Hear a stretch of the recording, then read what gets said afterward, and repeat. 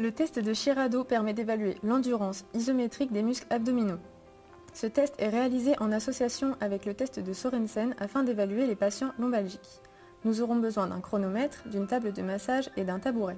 Le patient est installé en décubitus dorsal, hanches et genoux fléchis à 90 degrés et les bras croisés sur la poitrine. On veillera à ce que la nuque du patient soit fléchie au maximum et que l'on ait un effacement de la lordose lombaire. Cette installation permet la sollicitation maximale des abdominaux en mettant en insuffisance fonctionnelle active les fléchisseurs de cou et de hanche.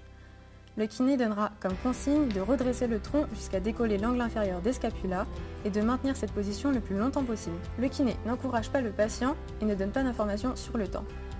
Le test est terminé si le patient atteint 3 minutes d'endurance ou s'il ne parvient plus à maintenir l'angle de 90 degrés.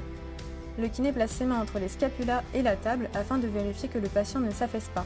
S'il touche 2 fois les mains du kiné, le test est terminé. Il est conseillé de réaliser ce test après celui de Sorensen car il a été montré que les patients réalisaient une meilleure performance.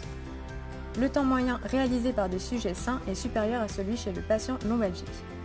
Ce test a une bonne reproductibilité et une fiabilité interexaminateur.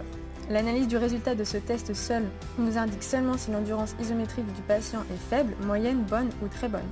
C'est en calculant le rapport du temps de maintien des fléchisseurs sur les extenseurs qu'on pourra prédire l'apparition ou non d'un épisode douloureux au niveau du dos. Ainsi, réalisé seul, ce test nous indiquera seulement le temps de maintien isométrique du patient. C'est en associant le test de Shirado au test de Sorensen que l'on calculera le rapport entre fléchisseur et extenseur du tronc. Le ratio est considéré normal pour des valeurs comprises entre 0,7 et 0,8. Chez le patient lombalgique, le rapport est souvent égal ou supérieur à 1. Par conséquent, plus la valeur obtenue s'éloigne de ce résultat, plus la répartition du tonus musculaire entre abdominaux et érecteurs est déséquilibrée. Un renforcement des groupes musculaires déficitaires sera donc envisagé.